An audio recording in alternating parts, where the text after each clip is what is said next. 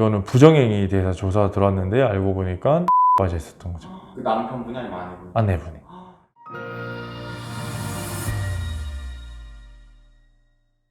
요새 넷플릭스에서 네. 나는 신이다라는 콘텐츠 네. 들어보셨어요?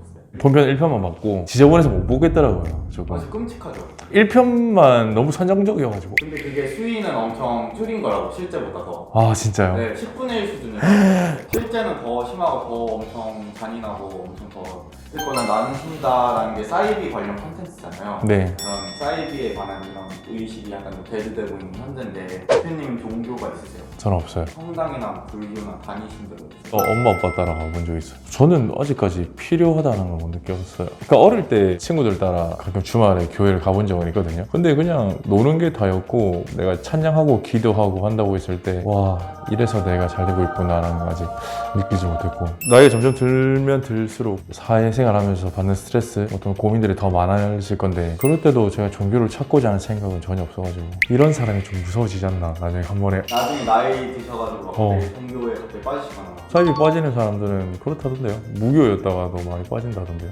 그래서 요새 이제 사이비에 관련 얘기가 많이 언급이 되고 있는데 저희 회사에도 혹시 뭔가 사이비 관련이나 아니면 종교 관련해서 케이스를 의뢰하신 분이 있어요? 직접적으로 의뢰하신 분은 한 분이 계시고 조사를 하다가 알게 된 게 딱 한 총 2건이라고 해야 하나 이러면? 제가 이 일을 막 시작했을 때였는데 그때 아침 일찍인가? 7시인가? 어머니 한 분이 연락 오셔가지고 우리 딸이 사이비에 빠져있다 좀 꺼내와 달라. 근데 저희가 꺼내드리는 일은 하는 건 아니니까 근데 이제 직접 확인하신 게 맞냐 하니까 그것까지는 아닌데 그런 추측이 된다라고 얘기를 하더라고요. 그래서 사실 조사를 한 건 경우는 있었어요. 사이비 종교를 다니는지 아닌지 모르겠어. 근데 사람들을 만나는 걸 다녀. 그게 맞았겠지. 그러면 그 사건이 그럼 종결이 난 거예요? 기간에 저희는 항상 조사를 하다 보니까 어느 일정 기간이 끝나고 조사가 이제 중단이 돼버린 거죠. 저희가 이제 본 것만 말해줄 수밖에 없는 거니까. 근데 어쨌거나 그러니까 미행했을 때 느껴지는 그런 촉이 있잖아요. 추적을 했을 때 생각했을 때 사이비 종교라고 하면은 매스컴에 나오는 강당 같은 데서 그런 곳이 아니라 가정집에도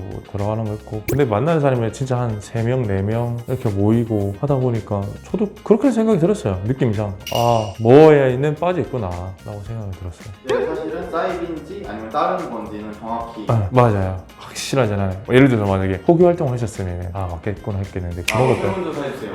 그런 것도 없었고 그냥 본인들끼리 만나고 다니고 한 거라서 동아리라는 동호회 사람을 만난 걸 수도 있는데 그랬으면은 나이차가 다 다르니까 할머니 한 분, 아주머니 한 분, 의뢰인분의 자녀 한 분 이렇게 연령대도 또 안 맞고 하니까 같이 취미 활동을 하거나 이런 거는 또 모임이 아니었거든요. 부모님한테 좀 뭐라고 솔직히 얘기했죠. 확실치 않은데 의심해보는 거는 필요하다라고 하고 그렇게 끝냈어요. 그럼 그 이유는 어떻게 하셨는지 저도 잘 모르겠어요. 저희가 후속 연락을 안 하니까. 그럼 이제 간접적으로 알게 된 케이스. 이거는 부정행위에 대해서 조사가 들어왔는데 알고 보니까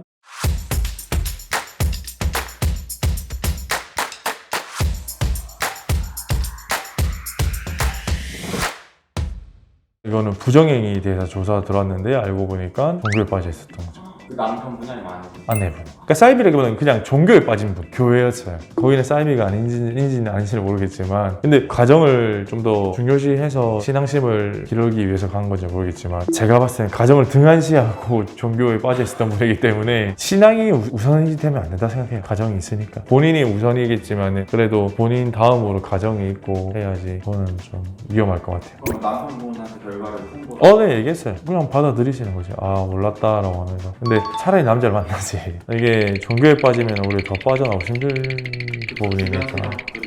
맞아요. 그래 돼버리면은 내가 가지고 있는 재산들을 또 어느 정도 일부 종교에다가 또 이렇게 11조처럼 그렇게 하지 않습니까? 그러다 보니까 좀 안타깝긴 했죠. 제가 무교라서 그렇게 생각할지 모르겠어요. 물론 종교 시설도 운영이 돼야 하니까 어느 정도 11조 내는 거에 대해서는 이해는 하지만 가정이 흐트러질 정도로 이렇게 헌금을 낸다는 거는 저는 아직 상식 밖이라고 생각해요. 앞으로 저희 회사에 뭔가 사이비 관련해서 의뢰가 들어올 수도 있는데 어디까지 수임을 받을 수 있는지 일단은 거기서 꺼내와 주세요.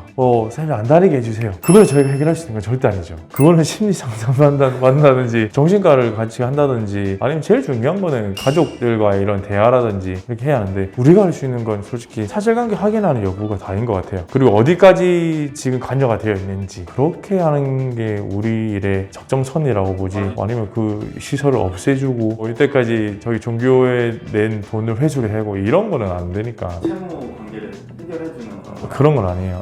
이제 시청자분들께서도 불륜이 의심돼서 의뢰를 했는데 알고 보니까 사이비나 종교에 빠지게 된 거예요. 문제에 빠진 시청자분이 최대한 할 수 있는 행동은 뭐라고? 근데 솔직히 이거는 제가 거짓 없이 말하면 이 부분 관련해서 우리가 일을 많이 해본 게 아니다 보니까 대책 방안이라고 하거나 하면은 나는 이 사람이 어느 정도에 빠져 있는지 확인하고 거기가 어떤 시설이고 어떻게 운영되고 어떤 사람들이 다니고 있는지를 확인하고 나서 대화를 하는 게 맞지 시작부터 그렇게 해버리면 대화 자체가 안 통할 것 같아요. 이미 거기 빠져 있는 사람들이라면 물론 무슨 말을 해도 설득이 되진 않겠지만 그래도 일부 더 설득을 시키기 위해서는 내가 그 사람 또는 그 시설에 대해서는 좀 더 많이 인지를 하고 대화를 해야 할 것 같아서 처음부터 없는 정보에서 추궁을 하는 거는 별로 추천을 주고 싶진 않아요. 오히려 이거는 주변 인물들한테 많이 알리는 게 더 좋을 것 같아요.